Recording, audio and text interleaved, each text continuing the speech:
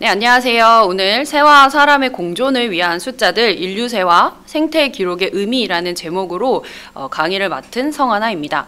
저는 현재 카이스트 인류새 연구센터라는 곳에서 박사후 연구원으로 있고요. 전공은 과학기술학이라고 다소 낯선 전공으로 박사학위를 받았습니다. 오늘 제목을 보시면 부제 인류새와 생태 기록이라고 하는 단어가 나오는데요. 아마 조금은 익숙하지 않으신 단어일 수 있어요. 하지만 이게 오늘 제가 지금 현재 일하고 있는 곳 그리고 제가 전공한 학문하고도 좀 연결된 단어들이어서 차차 오늘 강연을 좀 진행을 하면서 설명을 드리려고 합니다. 생태 기록이라고 하는 그 단어가 중요하다고 말씀을 드렸었는데 그 이전에 먼저 멸종이라고 하는 그 키워드로 강의를 좀 시작해 보려고 해요. 여러분 멸종위기종 혹은 멸종된 종에 대해서 얼마나 알고 계신가요?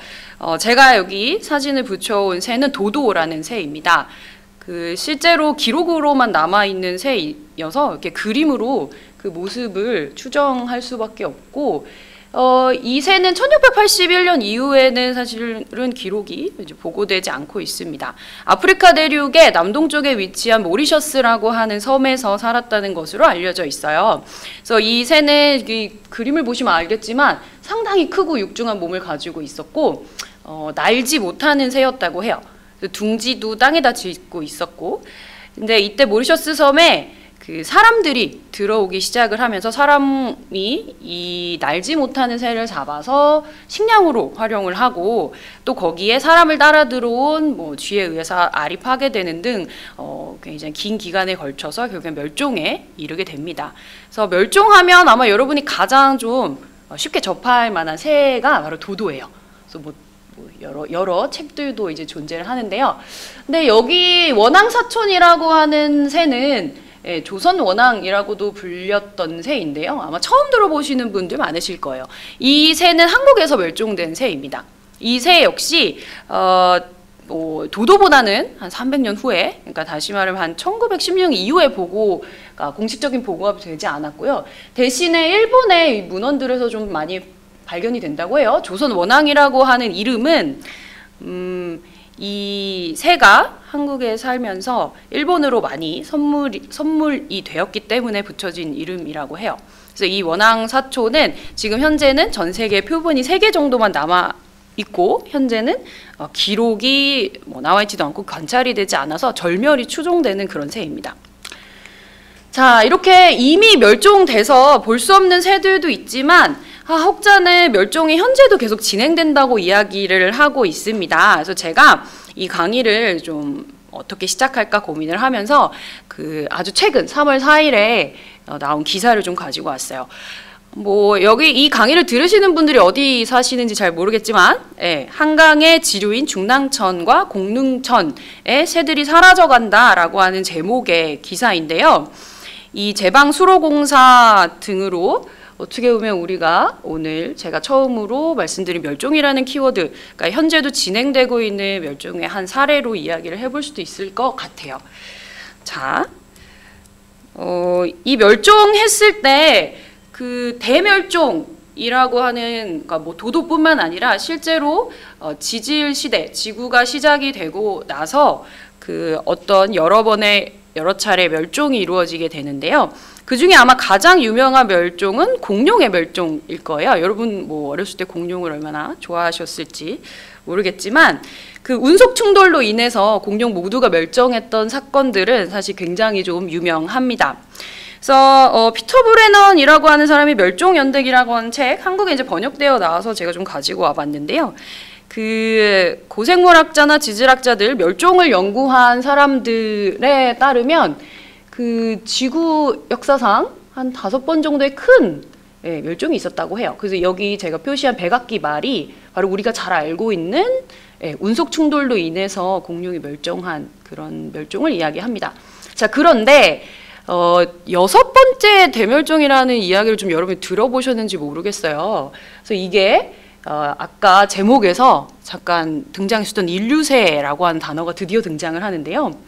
지구 역사상 혹시 지질학적으로 우리가 무슨 시대에 살고 계신지 아실까요? 네. 그 홀로세라고 지구과학 때 좀 들었던 거 생각해 보시면 홀로세에 우리가 살고 있습니다. 자, 그런데 몇몇의 학자들이 뭐 꽤 대다수가 되는 것 같은데요. 이 6번째 대열정이 현재 이루어지고 있고 이 시기를 인류세라고 부르기 시작했습니다. 그래서 저도 이제 제가 카이스트 인류세 연구센터라고 하는 곳에 살고 있다고 연구를 하고 있다고 살고 있는 게 대전에 살고 있어서 그 말씀을 드렸었는데요. 이 인류세 이야기를 하면 인류세, 뭐 세금이냐라고 이제 물어보시는 분들도 계신데요. 사실 그렇진 않고 지질 시대의 한 이름입니다. 자, 이 2015년에 그 네이처라고 하는 굉장히 유명한 과학 학술 잡지죠. 여기서 인류세와 관련된 표지가 등장을 합니다. 휴먼 에포크. 그러니까 인류세는 그러니까 인간의 시대를 이야기를 해요. 그래서 이 옆에 있는 책은 한국의 인류세 관련해서 그 여러분이 좀 더 알고 싶다라고 하면은 참고할 수 있는 책인데요. 이 책을 좀 보시면 그 인류세 관련된 여러 이야기들을 좀 보실 수 있습니다. 그래서 아까 제가 지질시대 이야기를 잠깐 드렸었는데요. 인류세는 지질학자들이 처음으로 이야기를 제기한 그런 개념이라고 보실 수 있어요. 그래서 원래는 인간이 지구를 파괴한다. 뭐 인간이 자연을 파괴한다. 자, 이런 이야기들은 사실은 그동안 굉장히 많이 되어 왔는데요. 왜 하필 인류세인가라고 하면 이게 유명해졌기 때문입니다. 이 인류세는 2000년에 그 파울 크리천이라고 하는 대기화학자 그리고 유진 스토머라고 하는 생태학자가 쓴 이 기념비적인 논문을 통해서 그 대중화가 됐고요. 사실 이 이전에도 과학자들이 인류가 자연이나 지구에 미친 영향을 우리가 어떻게 과학적으로 명명할 것인가라고 하는 부분에 대해서 각자의 단어들을 좀 이야기를 해왔는데요.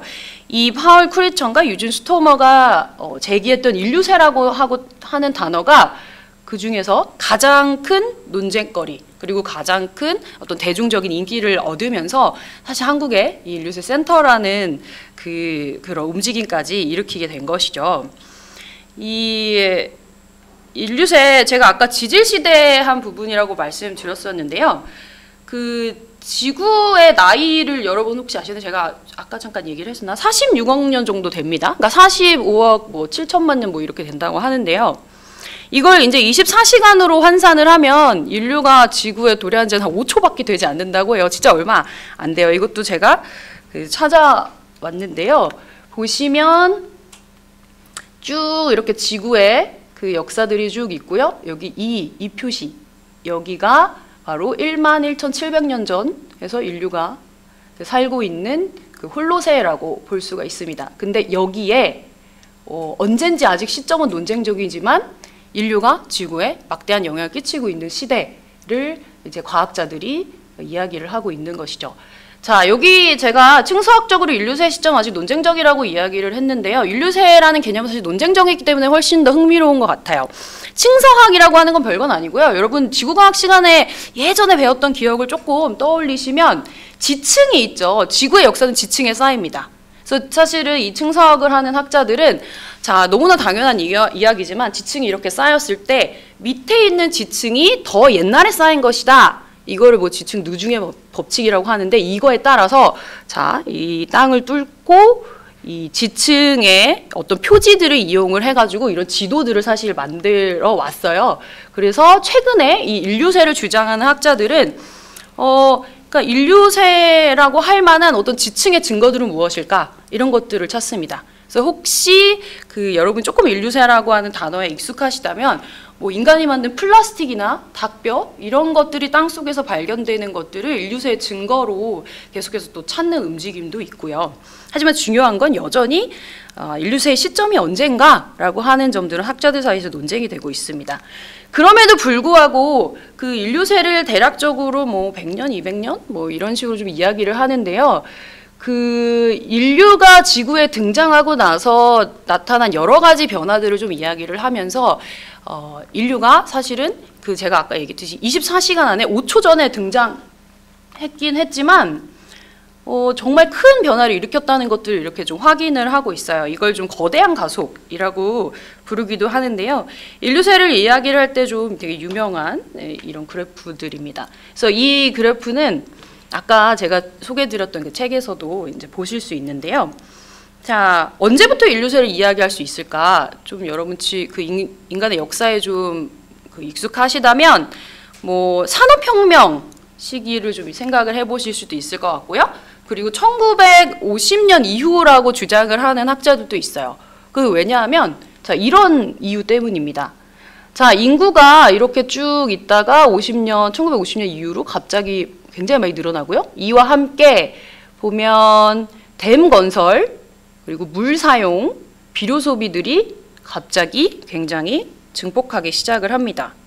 그리고 이와 함께 도시 인구도 상당히 늘어나고 있는 점들을 좀 보실 수 있고요. 여기 좀 흥미롭게 맥도날드 매장 수도 있네요. 그렇죠?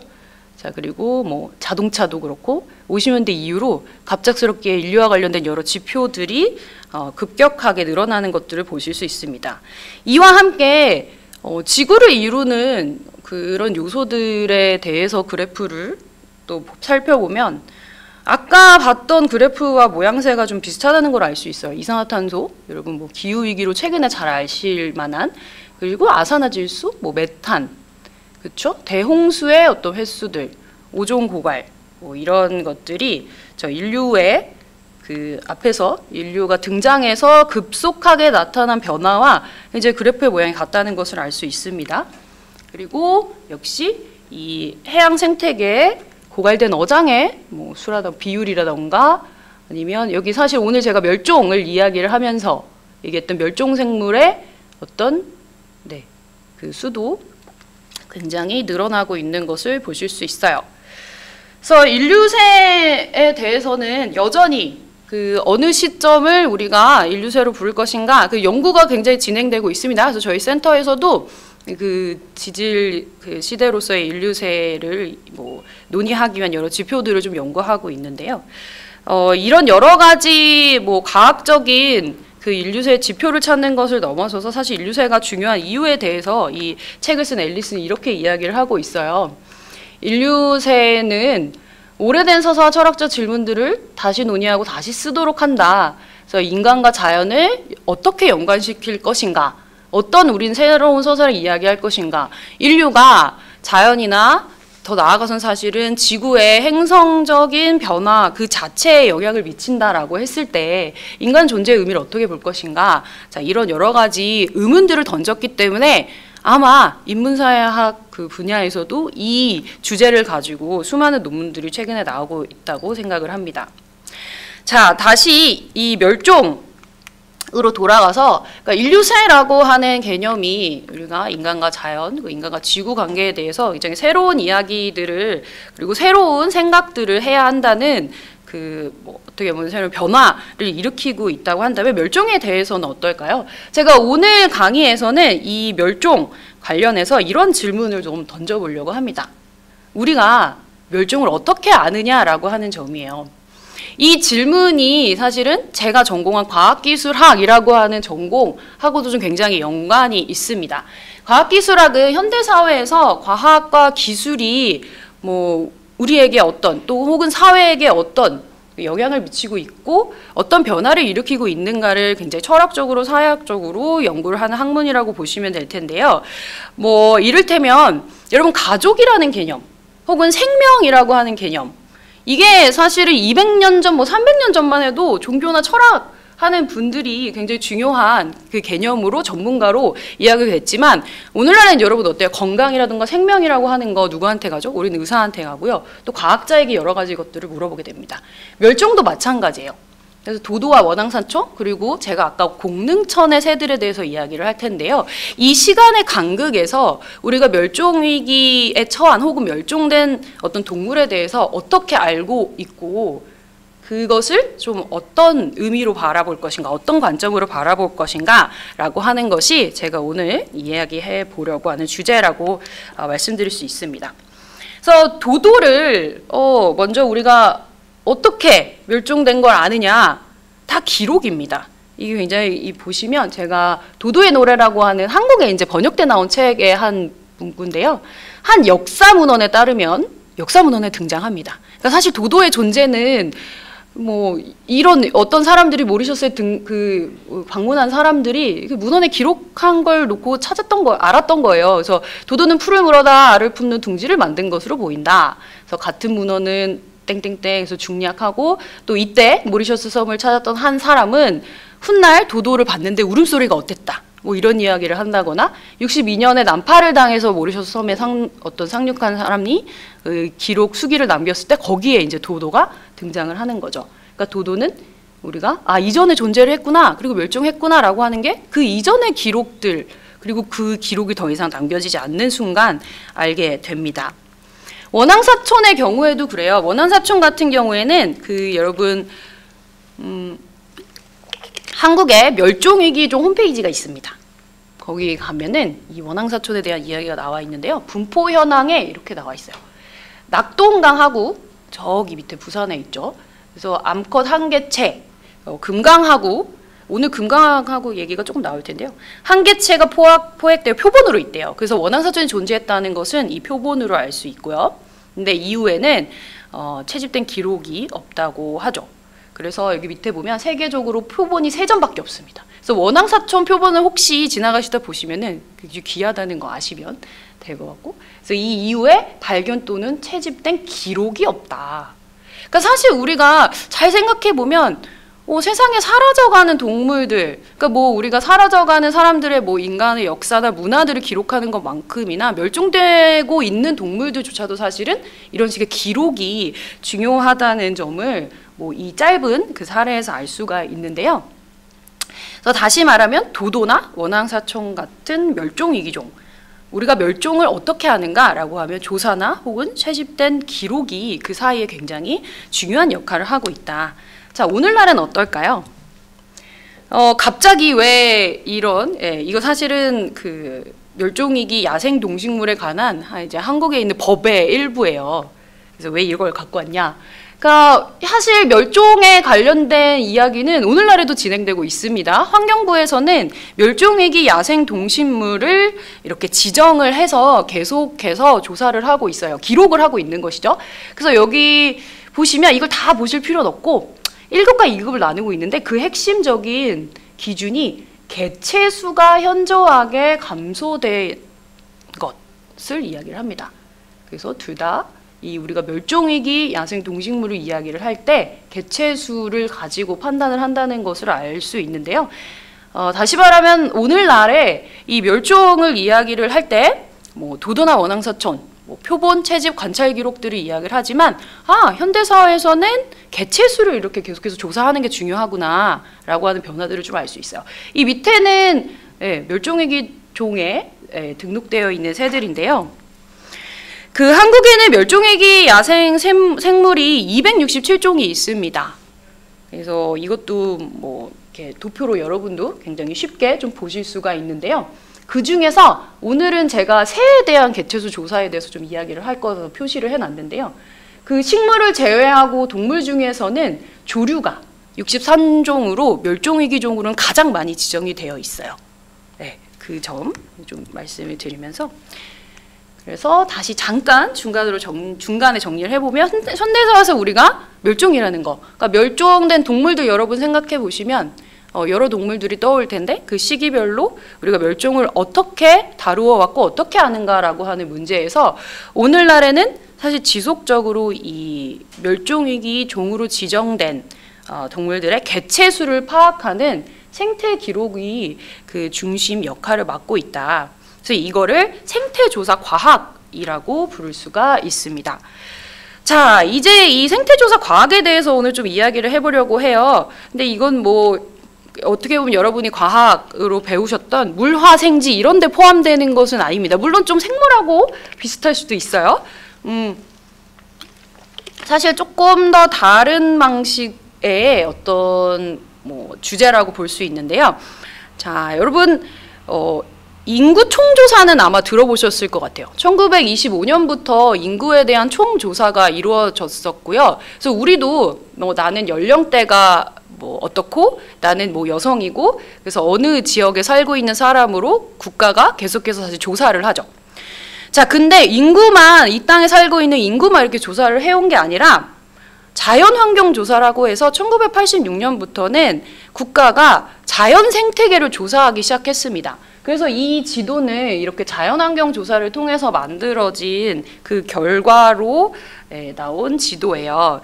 그래서 이 땅에 사는 인간뿐만 아니라 이 자연환경들도 조사를 해오고 있다. 그리고 사실은 여러분이 어떤 인식을 갖고 있는지 모르겠지만 86년부터 사실은 별로 그 기간이 오래되지 않았죠.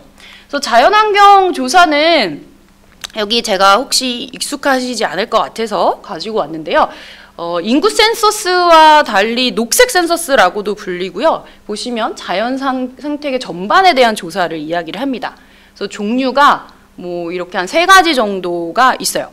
그래서 이게 이를테면 도도와 원앙사촌이 살았던 시대에는 소위 없었던 새로운 사회 물질적인 기반이라고 볼 수가 있는데요. 그래서 자연환경 조사에 대해서 살짝만 보면 5년마다 이렇게 여러 가지 항목으로 내륙, 그러니까 땅과 그리고 바다를 나누어서 이렇게 조사를 합니다. 그래서 실제로 지금 여기 4차까지 도표가 있는데요. 86년부터 시작을 해서 1차, 97년부터 2차, 3차 이렇게 있고 지금 이제 5차가 진행이 되고 있어요.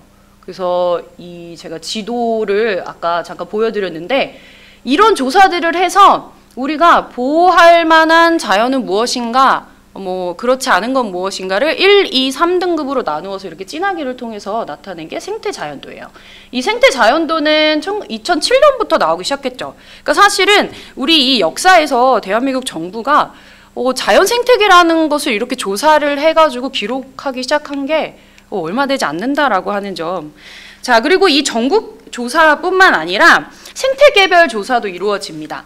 대한민국에는 섬이 굉장히 많아요. 그래서 생태 관광의 지역으로도 각광받지만 이런 지역들을 생태계별로 무인도서 조사를 하기도 하고요. 그리고 습지 생태계에 대한 조사도 있습니다. 그래서 사실 이 조사는 말이 조사지 실제로 여러 전문가들이 매년 이렇게 가서 어렵게 조사를 진행하고 있어요. 여기 해안 사고에 대한 조사도 있고요. 그리고 한반도를 관통하는 백두대간에 대한 생태계 조사도 있습니다. 그리고 오늘 아마 조금 더 제가 설명드릴 멸종위기 야생 보호동식물에 대한 조사도 지속적으로 이루어지고 있어요. 이 모든 것들이 제가 앞에서 우리가 뭔가 위기라고 생각하는 이 멸종이라고 하는 걸 좀 더 구체적으로 좀 볼 수 있게 하는 사례들이라고 보시면 돼요. 그래서 야생동물 실태 조사라고 하는 것도 매년 이제 이루어지고 있고, 철새 이동 경로 연구. 오늘 사실 철새 얘기를 굉장히 많이 할 건데요. 그래서 그리고 매년 겨울마다 이루어지고 있는 겨울철 조류 동시 센서스 같은 조사도 있습니다. 이 모든 것들이 제가 앞서 말씀드렸듯이 멸종 위기에 처한 동물들의 개체수를 조사하는 이제 그런 프로그램이라고 보시면 돼요. 오늘 제가 좀 더 구체적으로 설명드릴 게 바로 겨울철 조류 동시 센서스입니다. 이 제목 자체가 좀 여러분에게 낯설어서 좀 지루하고 재미가 없을 수도 있지만 내용을 보면 조금 더 재밌어요. 그야말로 새의 수를 세는 그런 조사라고 보시면 돼요. 이게 굉장히 흥미로운데 1999년부터 시작이 되었고, 여기 보시면 이 점들이 다 조사하는 지역입니다. 정말 놀랍게도 이 조사 지역에 매년 12월과 1월에 한 2, 3일 정도를 정해서요, 200명의 조사원이 이 200곳에 달하는 조사지에서 겨울에 도래한 모든 종과 개체수를, 그리고 그 중에서도 멸종위기 보호종에 속하는 동물들을 기록하는, 그래서 계속해서 매년 겨울에 한국에 도래하는 철새들에 대해서 생태 기록이 생산되고 있다는 것을 알 수 있습니다. 그래서 이렇게 조사한 내용들을 취합해서 한국의 이제 이 국가기관에서 이 보고서를 내게 되죠. 그래서 보고서의 한 부분이에요. 이 표로 이렇게 되어 있으니까 좀 재미가 없죠. 그래서 보시면 이게 결과 보고서에 한 부분인데요. 아까 금강, 이 금강, 그 군산에 있는 금강인데요. 보면 이 개체수를 이렇게 이야기하고 있습니다.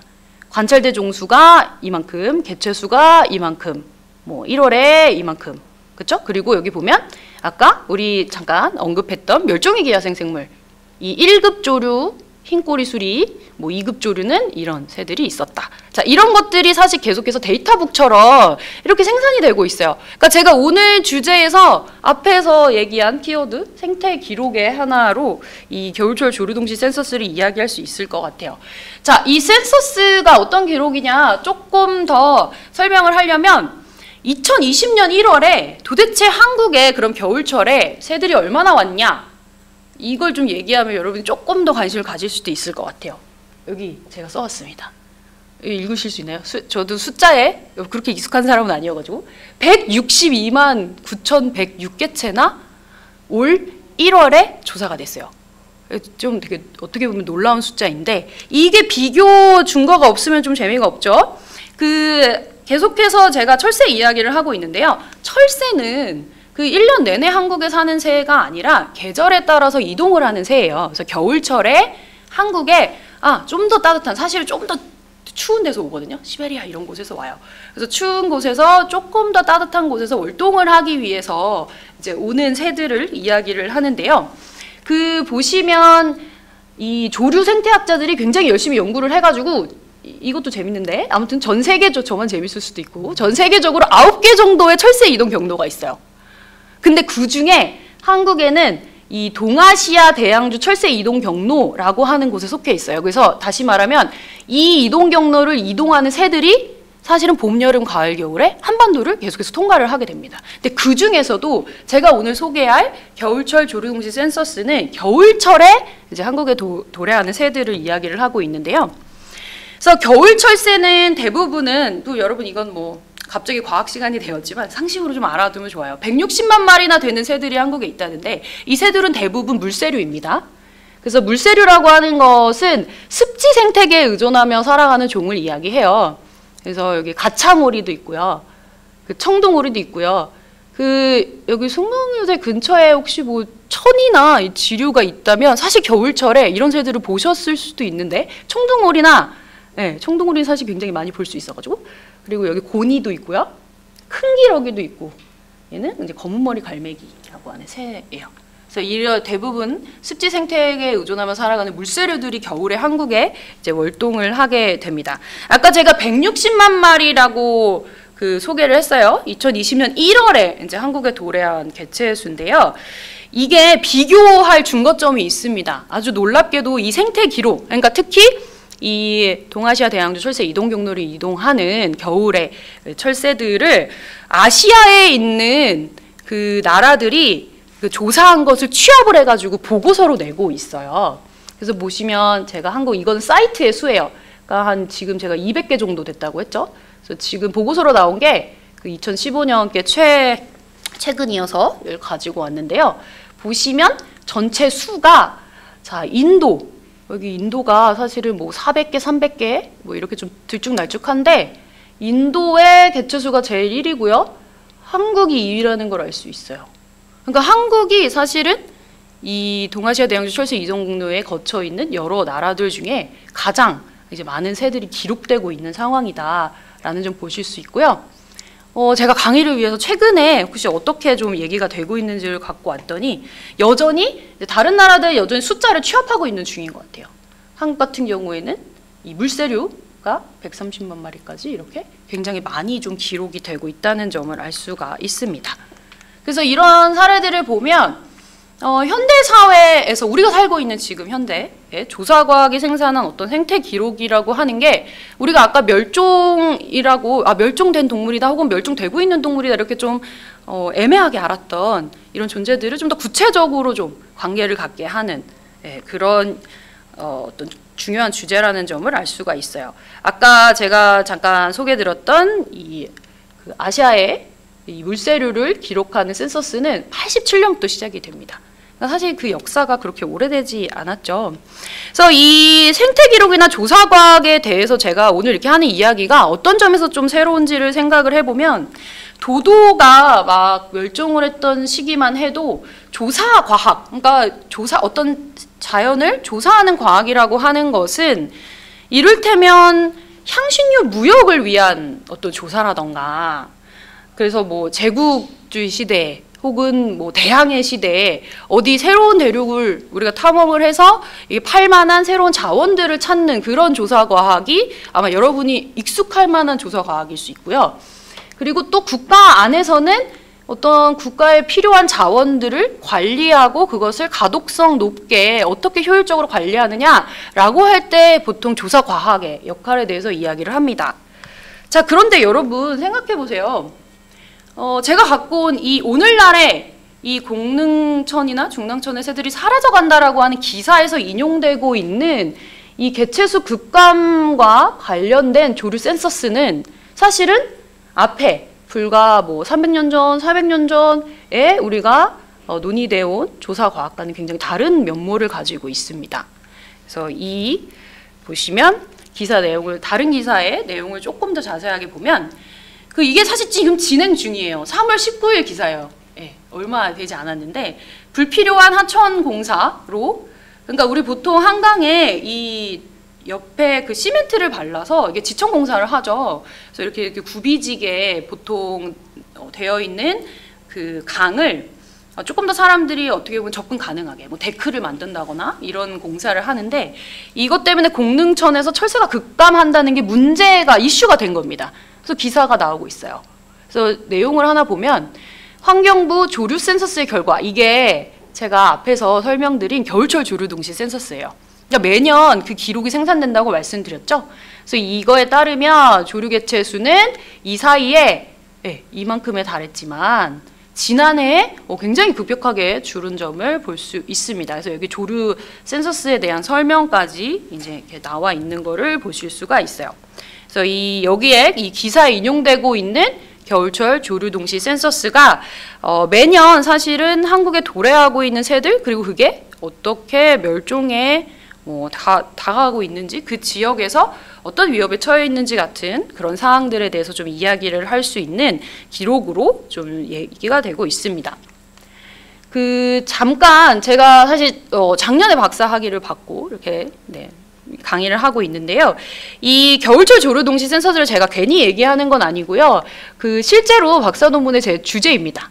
그래서 2008년부터 해서 매년 겨울에 실제로 이 지역에서 개체수 조사를 하는 분들을 따라다녔어요. 그래서 현장 조사를 통해서 뭔가 자연자원을 착취하고 자연자원을 이용하기 위해 활용된다고 여겨지는 조사 과학이라고 하는 게 이 현대사회에서는 어떻게 진행되는가라고 하는 점들을 좀 의문을 가지고 실제 이분들을 쫓아다니면서 참여 관찰을 좀 진행을 했고, 오늘 아마 그런 결과들을 좀 이야기를 할 것 같아요. 그래서 그 얘기를 길게 하기보다는 제가 쉽게 전달하기 위해 3가지로 정리를 해왔습니다. 그래서 제가 조류 센서스를 연구하면서 인간과 새의 관계, 그래서 제가 오늘 강의의 제목에 공존이라는 말을 넣은 것은 사실 이 연구의 결과이기도 해요. 그래서 하나는 새를 기록하는 일이 기록하는 사람의 몸이 굉장히 애써서 변해야 가능한 좀 어떻게 보면 전문적인 차원의 일이다라고 하는 점이고요. 두 번째는 새를 기록하는 일이 이 부분은 흥미롭습니다. 새를 인간의 정책에 포함시킬 수 있는 가능성을 열어준다는 점입니다. 그리고 세 번째는 여기서는 제가 이따가 도나 해러웨이라고 하는 철학자 얘기를 잠깐 할 텐데요. 인간과 새가 공존하는 세계를 만드는 어떻게 보면 시도이기도 하다라고 하는 철학적 배경을 좀 이야기를 하면서 결론 내려고 해요. 자, 첫 번째, 새를 기록하는 일이 인간의 몸이 애써 변해야 가능한 일이다. 이게 무슨 말일까요? 제가 겨울철 조류 동시 센서스 실제 개체수 조사하시는 분들을 따라다녔다고 말씀드렸습니다. 그 사진들은 금강호에서, 그러니까 주로 이제 금강에 이 지류에서 조사한 것들을 하면서 제가 찍은 거예요. 보시면 조사가 어떻게 이루어지냐면 이렇게 조사자가 있고요. 자, 조류용, 조류 탐사용 만환경이 있습니다. 그리고 2인 1조예요. 그래서 이제 2명이 있고요. 한 명이 조사를 하면서 종을 그 식별을 하고 그 종의 개체 수를 부르면 옆에 있는 분이 이걸 적습니다. 그래서 이렇게 수첩 적어요. 물론 이 수첩에 기록된 제가 여러 가지 생태 기록을 이야기하고 있지만 이런 수첩에 적혀 있는 기록이 사실 어떤 힘을 갖진 않습니다. 이 기록들이 사실은 그 국가 연구 기관에 모여서 보고서로 이제 작성이 됐을 때 힘을 얻게 되는데요. 그래서 여기 중간에 있는 이 새들, 그래서 보면 이렇게 굉장히 새들이 좀 많이 있는데 여기 위에는 뭐 점으로 보여가지고 가창오리무리이고 네, 여기 뭐 오리무리인 것 같고, 그래서 이렇게 기록을 하게 됩니다.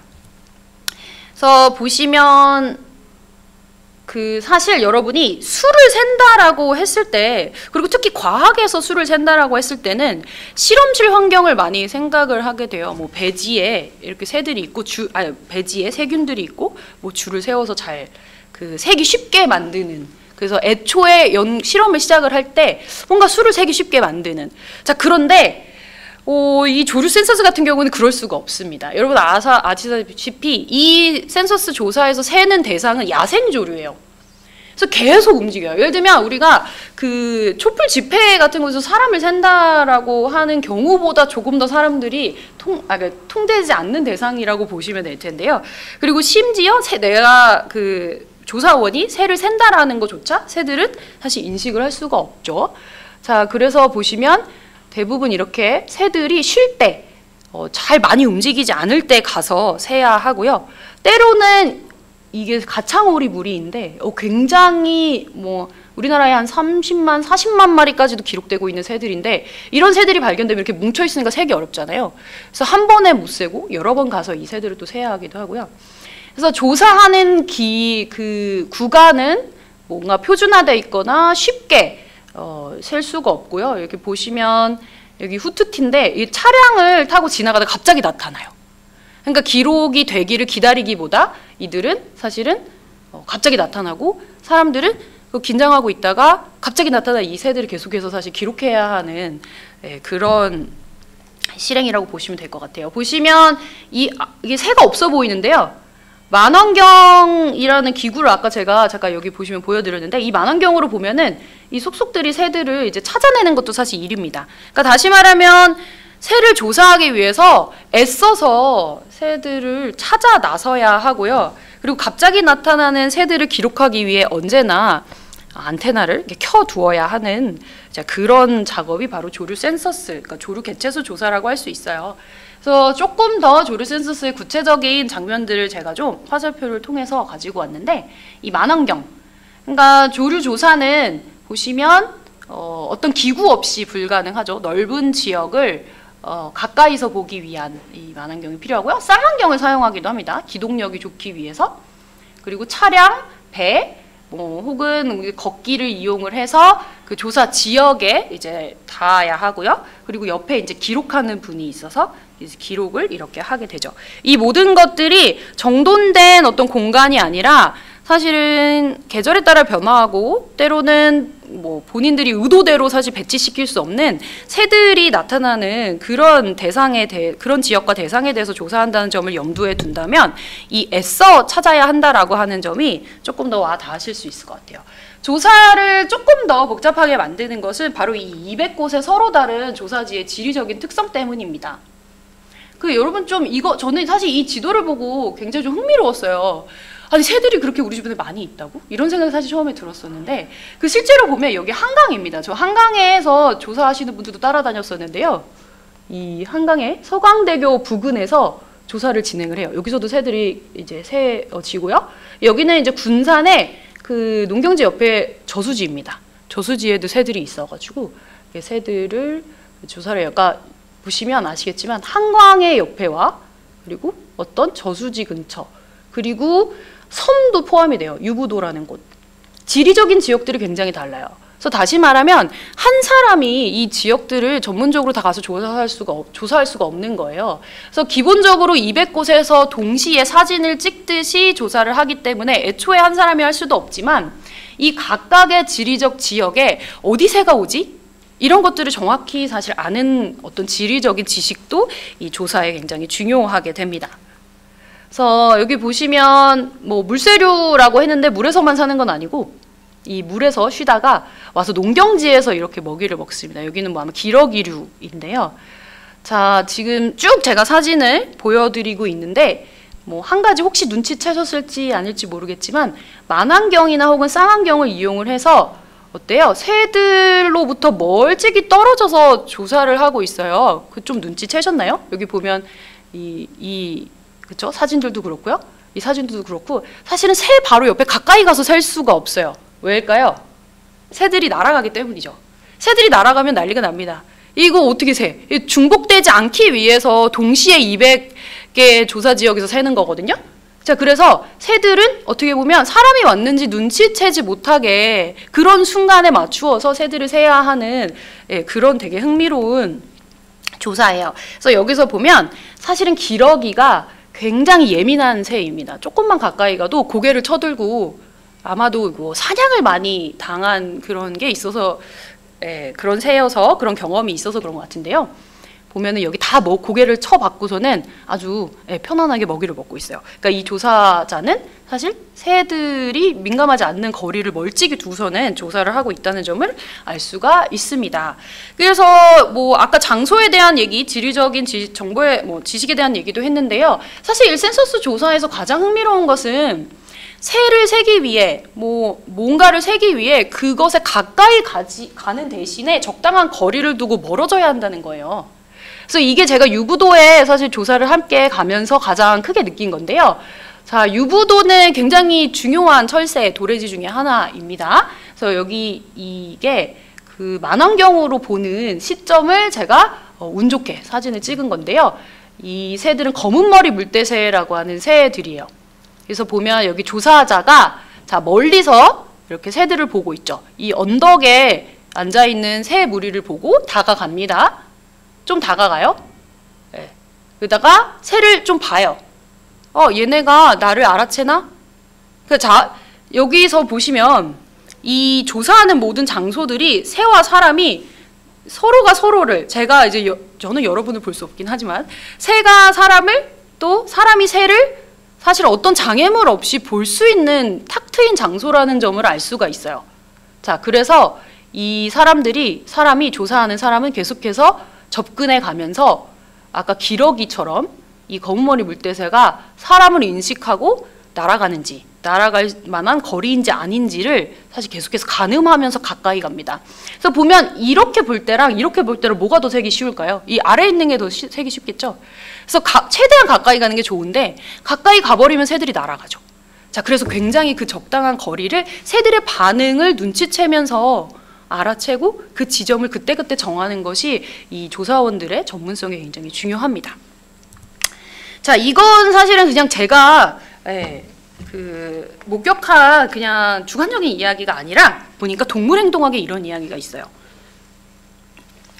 특히 새를 중심으로 이런 임계거리라고 하는 그 개념이 있습니다. 지금 우리 이제 사회적 거리도 풀려서 어떤 거리, 그러니까 사회적인 거리, 우리가 서로 건강하기 위한 거리에 대해서 많이 이야기를 했는데요. 동물과 사람 사이에도 임계거리라는 게 있어요. 그래서 이게 사실 뭐 동물과 사람, 혹은 사실 인간을 포식자로 이제 동물이 여겼을 때 나타나는 어떤 그런 현상인데요. 동물이 인간이나 포식자의 접근을 어디까지 허용하는가? 자, 이 거리를 개념화한 것이 바로 임계거리입니다. 그래서 새 같은 경우에는 그 사람이나 포식자가 다가갔을 때 알랏 디스턴스라고 해가지고 얘네가 다가오네? 라고 이걸 알아채는 부분, 그리고 더 가까이 왔을 때 아예 날아가는 그런 거리를 이렇게 비행 개시거리라고 이름을 붙여서 이야기를 하고 있어요. 그래서 이 조사원들은 그때그때 이 새들의 민감한 반응을 살펴서 그 거리가 어디인가라고 하는 것들을 알아채는 사람들이죠. 그래서 이렇게 적당한 거리를 두고서는 종을 알아채야 합니다. 여러분 새 도감 혹시 갖고 계신가요? 요즘은 유튜브를 통해서도 탐조를 많이 하셔서 새 도감들도 좀 많이 보시는 것 같아요. 도감 중에 하나인데 그 현장에서 진짜 탐조를 해보시면 도감처럼 새들을 정말 볼 수 없다는 걸 알게 됩니다. 도감은 정말 훌륭한 베테랑인 분들이 사진을 되게 잘 찍어요. 사실은 이렇게 가까이서 보기보다는 이렇게 크게 현장으로 나타나게 되고요. 그 특성들을 이렇게 그림으로 보여주지만 실제 현장에 맞춰서 이해하는 거 사실 상당히 쉽지 않습니다. 그리고 여기 조사원이 만환경으로 보는 장면들, 이건 가창오리 물인데요. 이렇게 보여요. 그래서 사실은 현장에서 새를 식별한다라고 할 때 중요한 점은 이 새를 이렇게 형태로만 파악하지 않는다는 것입니다. 그래서 새가 어떤 종과 함께 있는지, 어떤 서식지에, 뭐 예를 들면 물이 굽이치는 곳에 있는지, 아니면 뭐 어떻게 날아다니는지, 그런 여러 가지 실제적인 그런 부분들을 가지고 알아채게 돼요. 자, 그리고 이 조사가 개체수를 세는 조사라고 말씀드렸었는데요.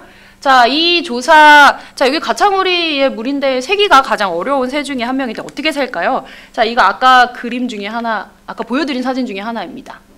보시면 여기 좀 새들이 보이시나요? 이게 검은머리 갈매기예요. 여기 오른쪽에 있는데, 이름은 검은머리인데 겨울에는 이렇게 머리가 하얘요. 근데 이제 이렇게 있다가 여름이 되면 머리가 검해집니다. 검색해 보시면 되게 귀여운데, 근데 흥미롭게도 겨울엔 이렇게 생겼죠. 그러니까 이 새를 알려면 얘가 계절에 따라서 형태가 어떻게 달라지는지도 알아야 된다는 거예요. 그래서 보시면 얘네들은 이렇게 널찍이 떨어져 있어가지고 적당히 물이 빠진 때, 그러니까 물이 너무나 빠지면은 이 새들을 하나하나 찾기가 너무 어려우니까 적당히 물이 빠진 때 세면 되게 쉽고, 자, 그리고 여기 보시면 물닭이 이렇게 물 위에 떠다니고 있는데 얘네들도 세기 쉬운 편이에요. 자, 그런데 세기 어려운 종류도 있어요. 그러니까 160만 마리 정도의 새들이 오다 보니까 정말 많은 종들의 새들이 다양한 방식으로 무리지어 있습니다. 그래서 보시면 여기 검은머리 물대새, 가창오리 같은 경우에는 굉장히 수가 많아가지고 세기가 굉장히 어려워요. 이거 어떻게 셀까요? 이 소단위 계수법이라고 하는 게 있는데요. 예를 들면 10개, 10마리, 뭐 100마리, 50마리, 자, 이런 식으로 한 번에 보고 묶어서 세거든요. 그래서 여기서 중요한 것은 뭐냐면 내가 한 번 봤을 때 이 정도가 10마리다 라고 하는 점들을 계속해서 현장에서 훈련을 하는 게 중요해요. 그래서 여기 제가 인터뷰를 했을 때 실제로 스스로 0점 조정을 하는 거다라는 이야기도 하는데요. 내가 한 번에 한 50마리 단위를 묶어서 한 번에 캐치할 수 있다라고 하는 것들을 몸으로, 눈으로 훈련을 하는 것들이 이 조사를 계속해서 잘 진행하는 데 중요하게 됩니다. 자, 그래서 그저 어떤 새의 수를 센다라고 하는 게 되게 간단해 보이지만 제가 따라다닌 이 팀들은 실제로 새를 하기 위해서, 이렇게 전문적으로 조사를 하기 위해서 굉장히 오랜 기간의 경험을 가지고 있었어요. 그리고 그 지역에 대해서.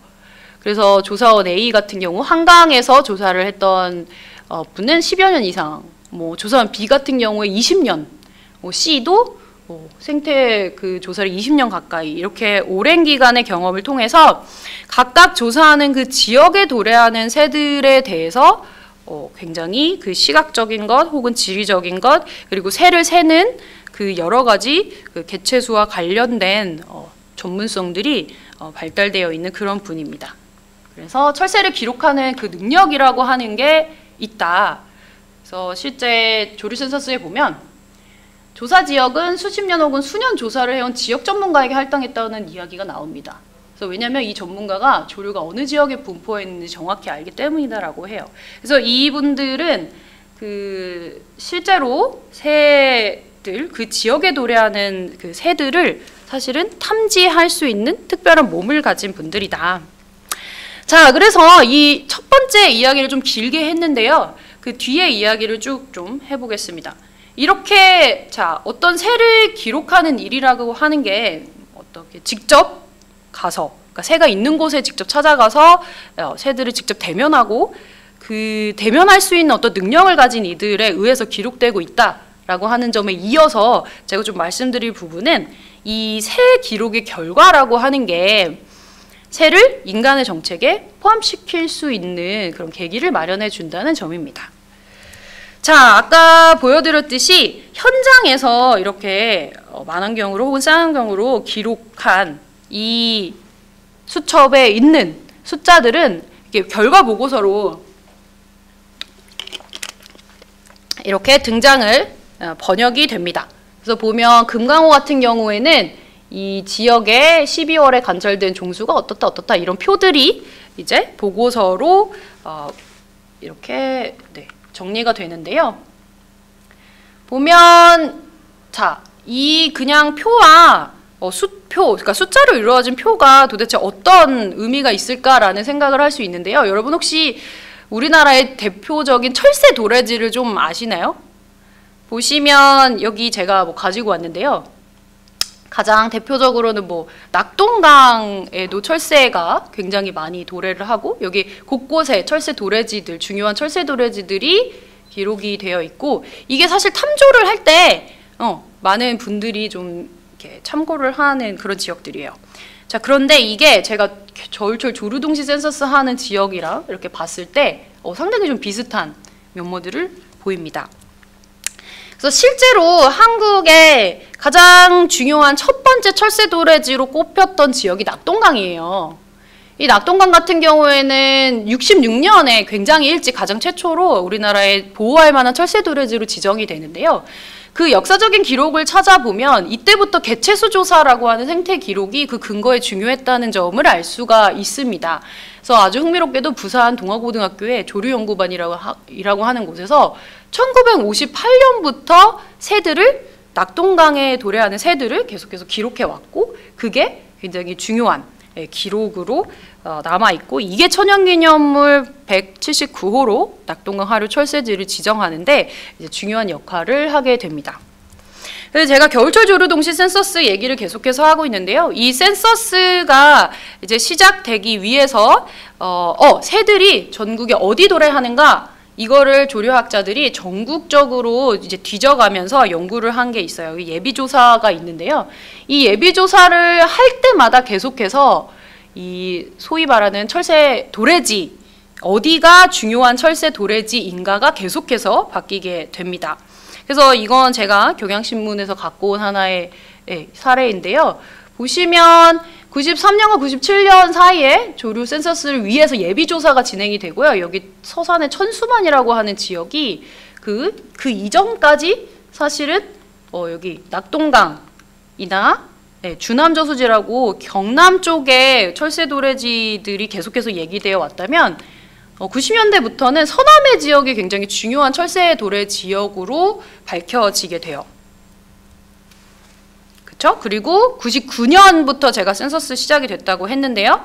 이렇게 전국에 도래하는 철새들을 기록하기 시작하면서는 자, 우리가 철새 도래지를 보면은 뭐 세계적인 철새 도래지다, 뭐 동양 최대의 철새 도래지다 이런 이야기들을 하는데요. 이게 이제 전국의 센서스를 진행을 하면서 뭐 여러분 이게 다 뭐 서울은 아니지만 해남 고처나무나 철원이나 순천만, 금강하구, 임진강, 강화도 이런 곳들이 철새 도래지가 굉장히 중요하다는 사실들이 밝혀지게 됩니다. 그래서 이런 역사들을 보면 한국의 이 철새 도래지의 지도가 그려지고 그 발견이 변화하는 그 모든 과정들이 사실은 생태 기록의 역사와도 맞물려 있다고 하는 사실을 좀 아실 수가 있습니다. 자, 이 두 번째 파트의 주제가 생태 기록이라고 하는 게 그러니까 새를 기록하는 것이 어떻게 정책과 연결이 되는가라고 하는 점인데요.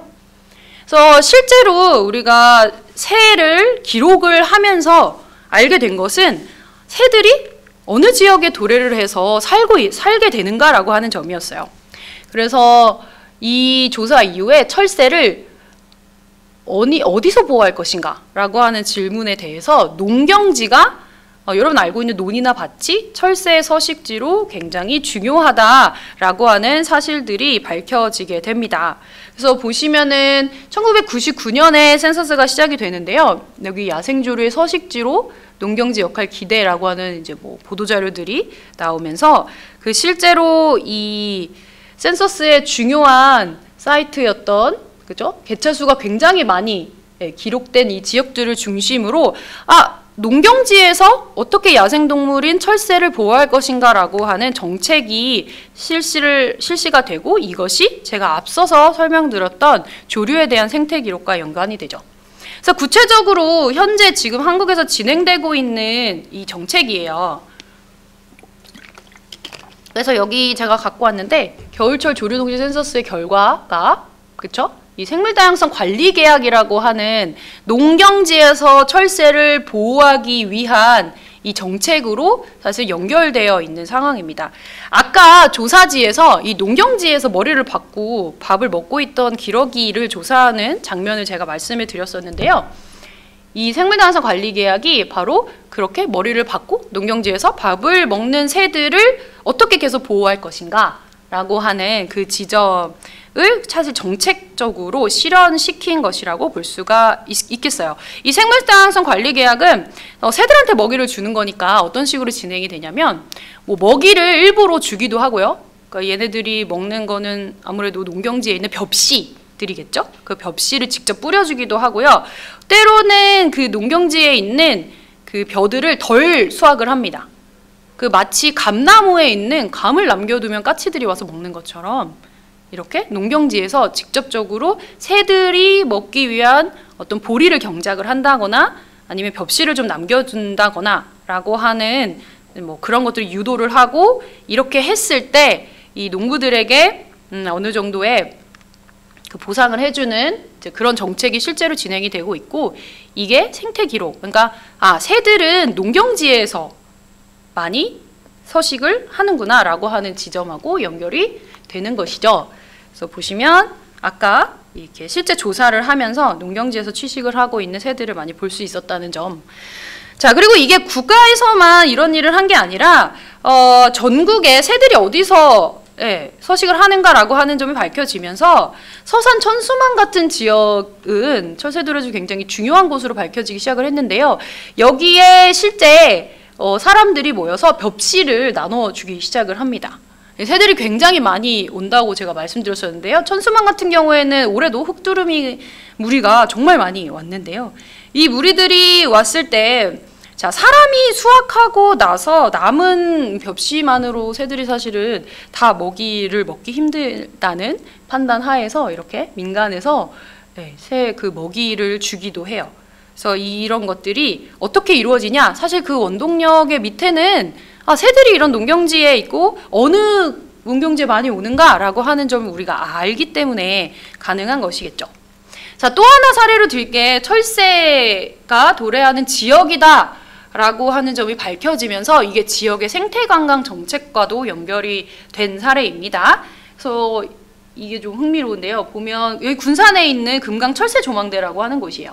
그래서 아까 계속해서 가창오리를 제가 좀 말씀드렸었는데 가창오리의 모형이 굉장히 크게 만든 모형이 있어요. 이게 우리나라에서 센서스가 시작되고 나서 이 금강이나 금강이 포함된 군산 지역이 철새 도래지로 중요한 곳이라는 판단이 서고 그 결과를 생태 기록으로 근거할 수 있게 됩니다.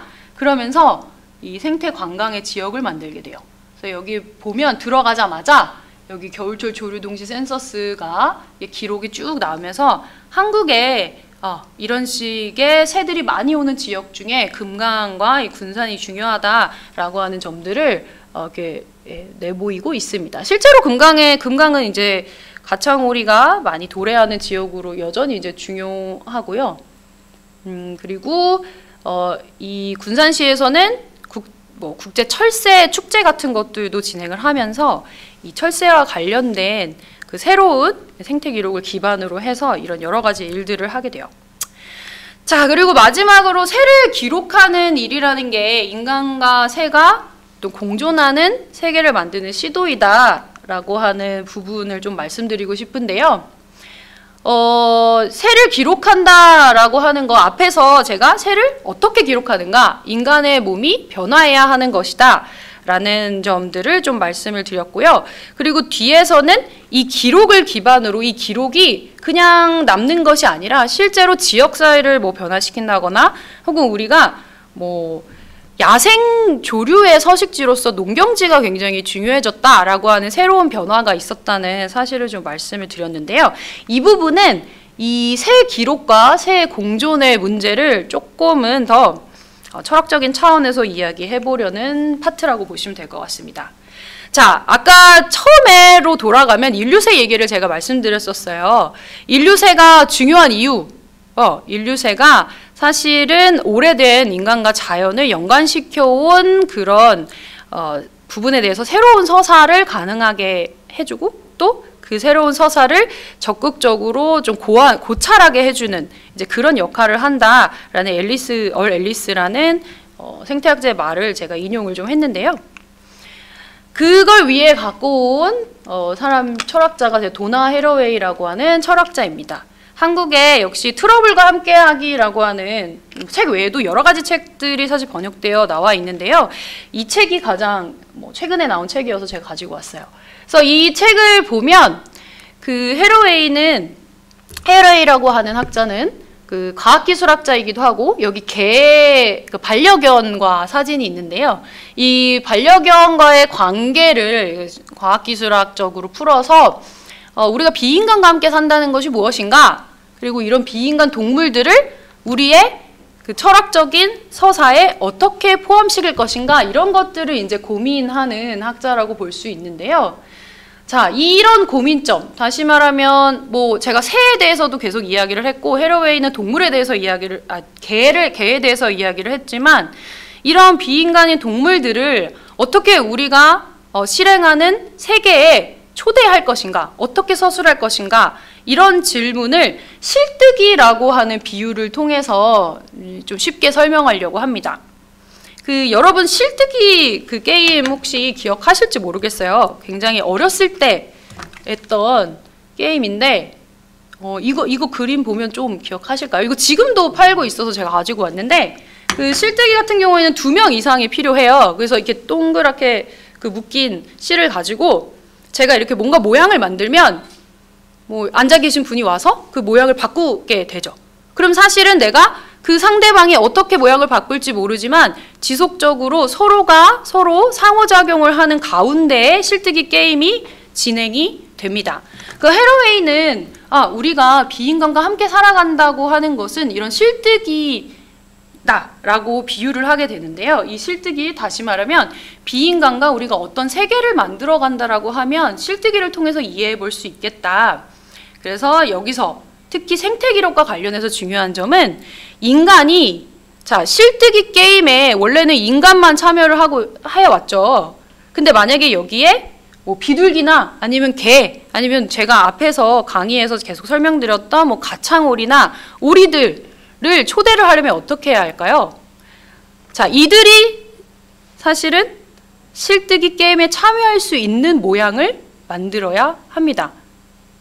그쵸? 그래서 여기 보면 이 그림들에 여기 보면 발을 2개 가진 동물이나 혹은 아예 손이 없는 동물이나 이런 동물들이 실뜨기 게임에 어떻게 참여하게 할 것인가, 그 실뜨기를 만드는 과정을 우리가 일종의 세계 만들기라고 생각을 한다면 중요한 것은 그 동물이 실뜨기 게임에 참여할 수 있는 실의 모양을 어떻게 만들 것인가 라고 하는 게 문제가 된다.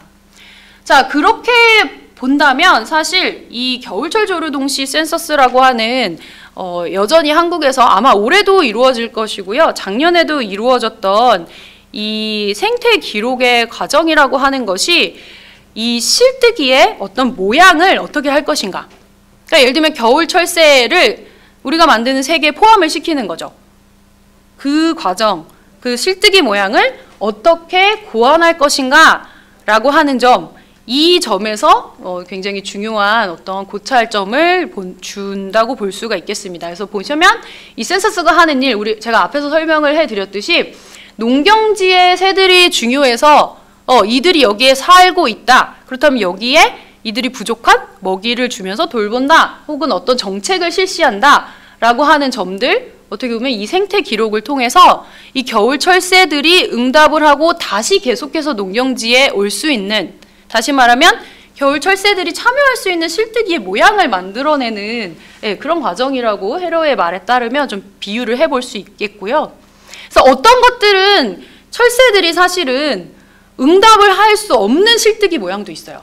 예를 들면 여기 보면 이 금강철새 조망대 센서스가 시작되자마자 금강호에 가창오리가 30만 마리, 40만 마리씩 와서 사실 이렇게 가창오리를 모형으로 만든 큰 신체 전시관이 있을 만큼 막대한 돈을 들여서 만들었고요.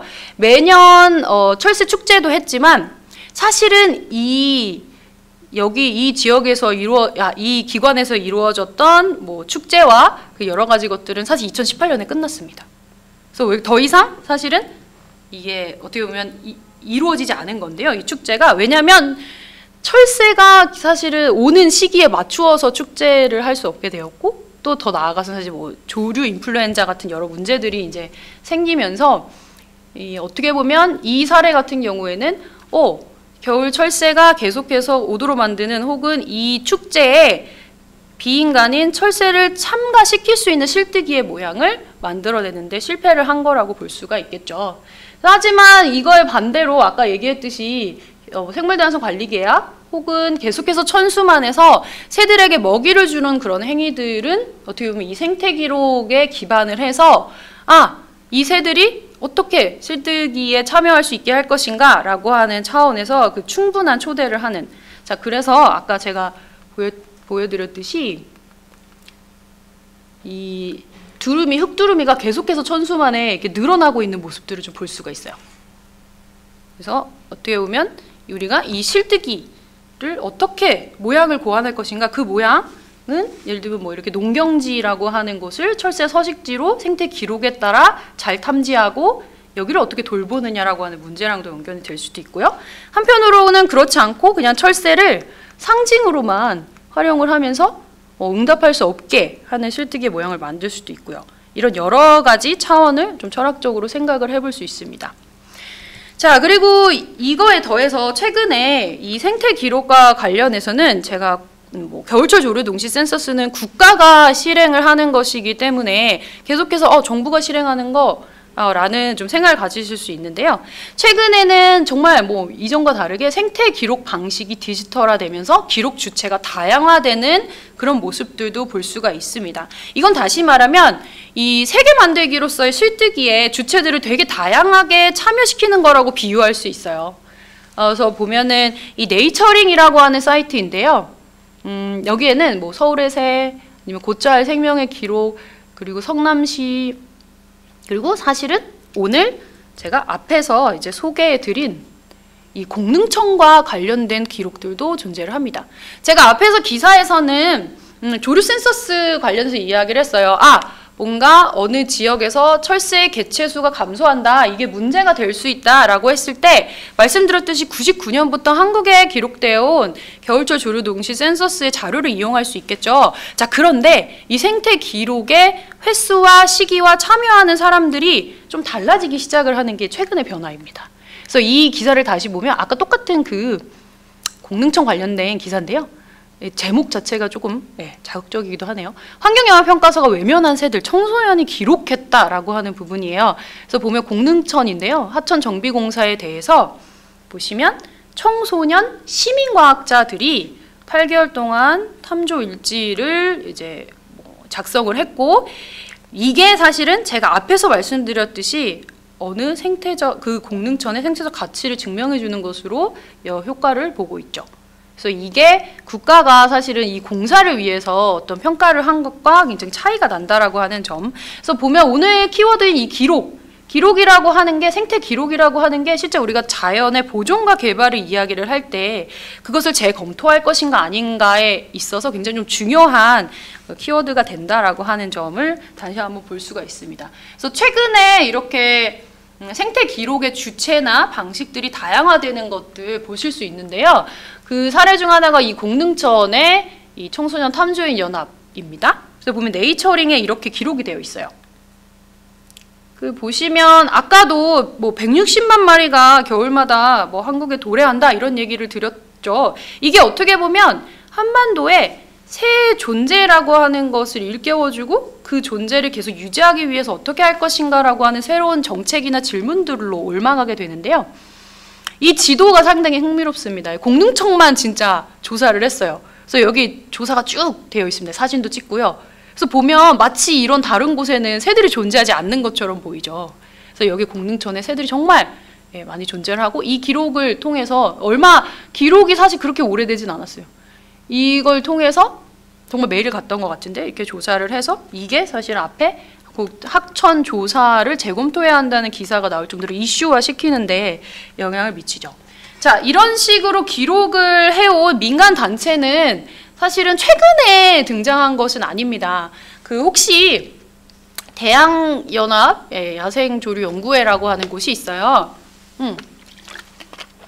이게 숙명여대에 있는지 제가 잘 모르겠네. 그 보시면 대학연합 야생조류연구회라고 해가지고 약간 그 전국 동아리 같은 거예요.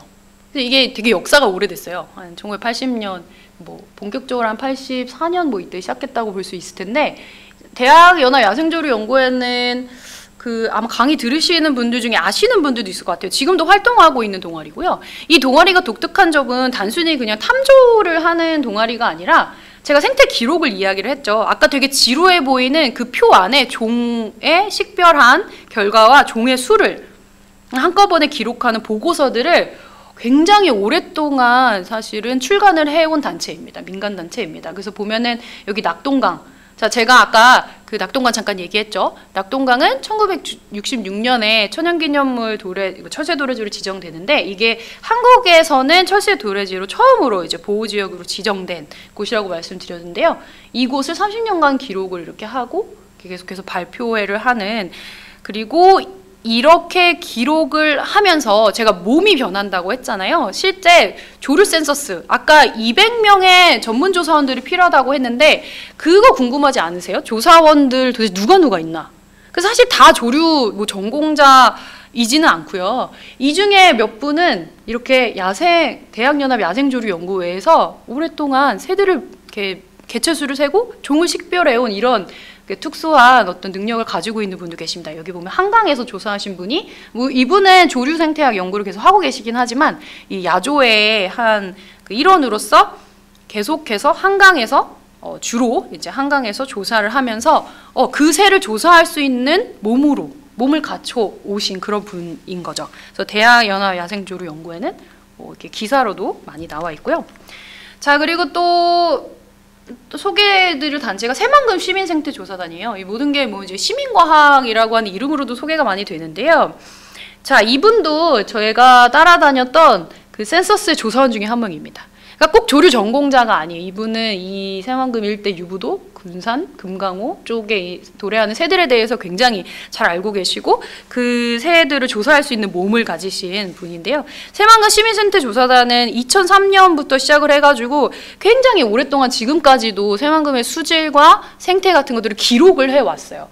그래서 가끔 최근에 사실 새만금의 뭐 수라갯벌 보존 개발 관련된 이야기들이 이슈화가 되고 있는데요. 이런 이슈화의 중심에는 이렇게 오랫동안 그 지역에서 그 생태를 기록해온 사실은 그런 배경들이 있습니다. 자, 그래서 사실은 생태 기록을 그동안 실천해온 단체에 대해서 제가 좀 소개해드리는 이유 중에 하나는 이 생태 기록이라고 하는 게 당장 사실은 그 지역에서 정말 내가 기록하려고 하는 대상과 직접 대면한다라고 하는 게 굉장히 중요한데, 그 대면에 이르기까지 사실은 여러 어떤 그 전문성을 길러야 하도록 몸을 좀 변화시켜야 하고, 그래서 이게 나아가서는 그 결과가 인간 사회에서 인간을 위해 어떤 정책들을 결정해야 하는 이런 사회에서 자연에 관한 문제를 이슈화할 수 있는, 아까 공릉천 얘기가 나왔던 이유 중에 하나는 아마 공릉천을 빠짐없이 계속해서 방문을 하면서 그 새들을 기록했던 그 기록이 있었기 때문이기도 하죠. 그래서 그들이 도래하는 그 지역을 우리는 어떻게 다룰 것인가, 나아가서 그 지역에서 이들과 어떻게 공존할 것인가 라고 하는 새로운 세계 만들기 하나의 일환으로 좀 볼 수 있겠다. 그래서 이렇게 보면 좀 흥미로운 게, 생태조사라고 하는 게 환경운동과도 계속해서 연관됩니다. 분명 뭔가 생태과학 쪽으로 가서 조사를 하는데 이게 운동이 될 수 있는 이유는 뭘까? 그리고 환경운동을 하는 분들이 왜 과학적인 어떤 조사들을 계속 함께 시행을 하고 거기에 이제 시민과학이라는 이름까지 붙을까라고 했을 때는 이 생태기록이 가지고 있는 비인간인 동물 혹은 자연과 인간과의 어떤 독특한 이 관계 때문이라고 보시면 될 것 같고요. 그래서 이게 나아가서 제가 두 번째 파트에서 말씀드렸듯이 환경정책에서 그 지역을 어떻게 생태적으로 고려할 것인가, 그 지역을 그 대상이 살고 있는 지역으로 고려할 것인가 말 것인가를 결정하는 문제에 있어서 사실 그 지역에 대한 생태 기록이 중요하다라고 하는 점들을 함께 좀 하실 수가 있습니다. 자, 그래서 오늘 제가 이 마지막 파트에서 그 실뜨기 해러웨이의 도나 해러웨이라고 하는 과학기술학자 뭐 사실 이 분의 그 철학적인 얘기를 막 깊게 하려는 얘기는 아니었고요. 이 얘기가 재밌어요. 사실은 최근에 인류세 얘기, 멸종 얘기가 나오면서 어떻게 인간 사회에서 비인간 자연이나 동물을 우리가 포함시켜서 연구할 것인가, 포함시켜서 서술할 것인가 라는 이야기를 하는데요. 오늘 저는 그것에 대한 답을 사실 들을 수는 당연히 없고요. 그 하나의 좀 가능성을 좀 말씀드릴 수 있을 것 같아요. 이 실뜨기, 원래는 어릴 때부터 우리가 했던 이 실뜨기, 인간과 인간이 했던 실뜨기를 어떻게 발이 겨우 2개밖에 없는, 혹은 헤엄만 쳐야 하는 그래서 갈기가 있는 오리를 이 실뜨기에 어떻게 초대할 것인가, 그렇다면 실뜨기의 모양을 어떻게 그들에게 제공할 것인가 라고 하는 문제가 비유적으로 중요하겠죠. 그래서 오늘 사실 제가 결론적으로 말씀드리고자 하는 것은, 생토 기록이라고 하는 것은 어떻게 보면 이 실뜨기를 새들을 초대할 수 있는, 양들을 초대할 수 있는, 자, 그런 실뜨기의 모양이 뭔가를 아주 머리 아프게 고민할 수 있는 하나의 방편이지 않을까. 그래서 어떤 실의 모양을 만들어야 비인간 동물이 우리가 하는 행위에 응답할 수 있을 것인가. 그래서 이를테면 농경지가 철새의 굉장히 중요한 서식지라고 하는 것이 밝혀지면서 우리가 농경지를 그냥 쌀만 생산을 하거나 혹은 작물만을 생산하는 곳이 아니라 새들이 와서 먹이를 먹는 곳이라고 인식하는 그런 굉장히 새로운 세계 만들기의 하나의 사례로 이 철새와 인간과 새의 관계를 좀 이야기를 해보고자 했습니다. 자, 앞에서 여러분 좀 시간이 지나서 잊을만한 이 인류새와 멸종의 문제, 그러니까 사실 이런 대멸종이라는 이야기를 계속 좀 듣게 되면 뭔가 힘도 빠지게 되고 내가 할 수 있는 것들은 무엇일까에 대한 고민도 하게 되는데요. 오늘 강의가 뭐 그거에 대해 완전한 답은 아니더라도 어느 정도의 좀 참고가 됐으면 좋겠다는 마음이 있습니다. 그래서 다시 한번 강의를 마무리를 좀 하면서 조류 센서스, 그러니까 새를 기록하는 일이란 인간의 몸이 애써 변해야 가능한 일이다 라는 점, 그리고 새를 기록하는 일이란 사실은 새를 인간 정책에 포함시킬 수 있다라고 하는 점, 제가 그래서 몇 가지 사례들을 좀 말씀드렸고요. 그리고 나아가서 실뜨기를 통해서 인간과 새가 공존하는 세계를 만드는 시도로서 생태 기록의 의미를 좀 짚어보았습니다. 그래서 다시 한번 이 앞에 대멸종의 시대에 위기에 어떻게 보면 대응하기 위한 하나의 방편, 그러니까 위기에 대응하기 위해서는 지구에 인간만 살아가는 것이 아니다라고 하는 점들 우리는 계속 고민을 해야 할 텐데, 이 계속적인 생태 기록이라고 하는 것이 사실은 다른 종과 실뜨기, 그러니까 세계를 만드는 행위를 우리가 실뜨기라고 비유를 한다면 여기에 어떻게 비인간 동물을 초대할 것인가라고 하는데 하나의 실마리가 될 수 있겠다라고 하는 것이 오늘의 결론이 되겠습니다. 그래서 오늘 저의 강의는 이 인간과 인간이 아니라 인간과 다른 생물종과 어떻게 함께 살아갈 것인가라고 하는 점에 대한 뭐 하나의 이야기라고 볼 수가 있고요. 이런 강의가 여러분이 그 길을 가다가도 혹은 하천을 만나다가도 갑자기 이렇게 지나가는 새들이 갑자기 좀 새롭게 보이기 시작을 한다면 좀 좋겠다는 생각도 합니다. 자, 그럼 여기까지 강의를 마치도록 하겠습니다.